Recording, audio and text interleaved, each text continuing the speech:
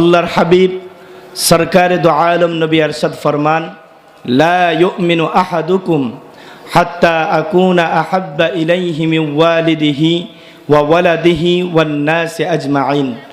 সরকারে দো আলম নবী বলেন, তোমাদের কেউ ততক্ষণ পর্যন্ত প্রকৃত মুমিন বা মুসলমান হতে পারবে না যতক্ষণ পর্যন্ত না সে আমাকে, তার সন্তান সন্ততি, বাবা মা, ভাই বোন, মোট কথা দুনিয়ার সব থেকে অধিক পরিমাণে মহব্বত না করবে।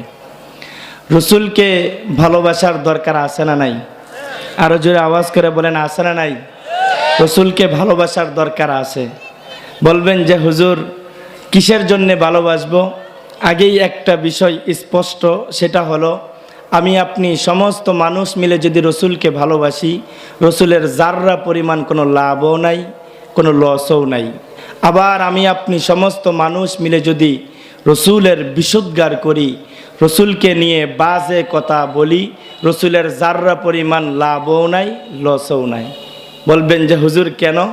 কারণ রসুলের মাকাম আল্লাহ যা দান করেছেন, রসুলের সম্মান আল্লাহ যতটুক বাড়াইছেন, আমি আপনি সেই রসুলকে নিয়ে বাজে কথা বললে সম্মান জাররা পরিমাণ বাড়বেও না, কমবেও না।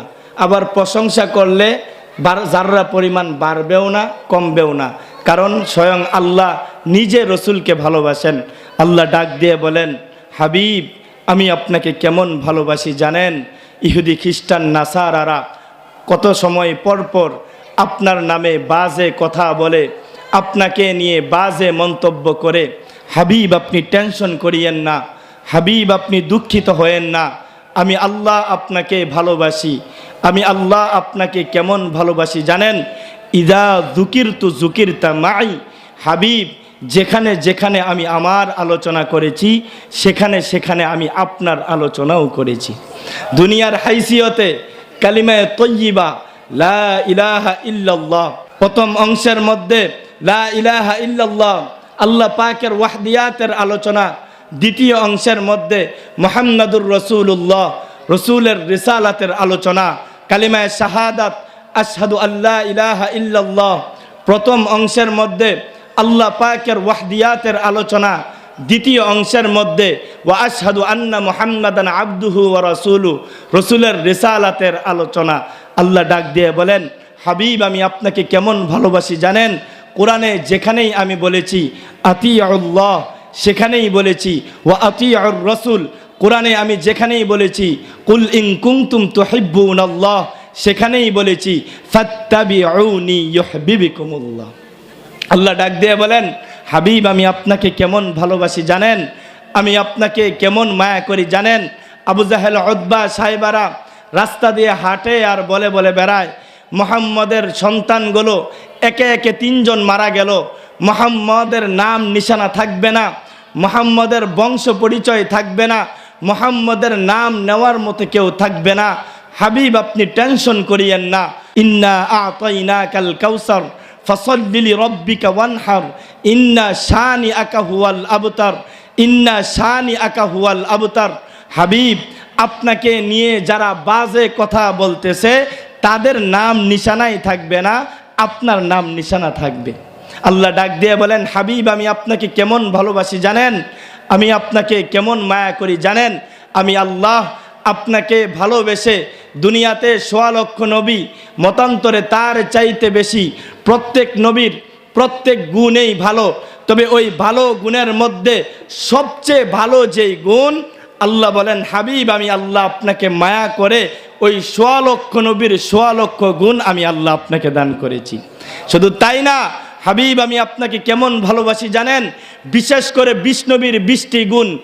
আতুহু খুলুকা আদম, মারিফাতা শীষ, সুজাআতা নূহ, খুল্লাতা ইব্রাহিম, লিসানা ইসমাঈল, রিদা ইসহাক, ফাসাহাতা সালেহ, হিকমাতা লূত, বুশরা ইয়াকুব, জামালা ইউসুফ, সবরা আইয়ুব, তাআতা ইউনুস, জিহাদা ইউসা, সৌতা দাউদ, হুব্বা দানিয়াল, ওয়াকারা ইলিয়াস, জুহদা ঈসা, কুওয়াতা মূসা, হাইবাতা সুলাইমান, ওয়া ইলমাল খিজির। নবী আমি আল্লাহ আপনাকে ভালোবেসে দুনিয়াতে আপনি আসা মাত্রই এই 20 নবীর 20টা গুণ আমি আল্লাহ আপনাকে দান করেছি। আল্লাহ ডাক দিয়ে বলেন, হাবিব এতটুকুর মধ্যেই সীমাবদ্ধ? না না না, আমি আল্লাহ আপনাকে কেমন ভালোবাসি জানেন? ইন্না আ'তাইনাকাল কাউসার, আমি আল্লাহ আপনাকে ভালোবেসে হাউজে কাউসার দান করেছি। কেমন হাউজে কাউসার? আপনার গুনাহগার উম্মতগুলো 90 বৎসর গুনাহ করবে, আপনার গুনাহগার উম্মতগুলো 80 বৎসর গুনাহ করবে, আপনার গুনাহগার উম্মতগুলো 70 বৎসর গুনাহ করবে, আপনার গুনাহগার উম্মতগুলো 60 বৎসর গুনাহ করবে, আপনার গুনাহগার উম্মতগুলো 50 বৎসর গুনাহ করবে। আমার কাছে ক্ষমা চাইবে, আপনার দিলে মায়া হবে, আপনি আপনার গুনাহগার উম্মতগুলোকে হাউজে কাউসারের পানি পান করায়া আপনি নবীর সাথে নিয়ে জান্নাতে যাবেন। আল্লাহ ডাক দিয়ে বলেন, হাবিব আমি আপনাকে কেমন মহাব্বত করি জানেন?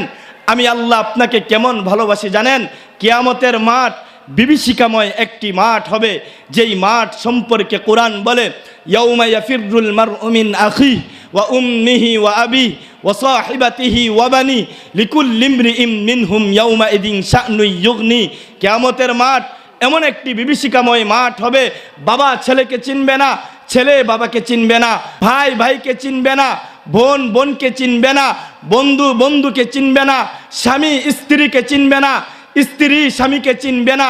বিভীষিকাময় একটি মাঠ হবে, প্রত্যেকে ইয়া নাফসি করতে থাকবে।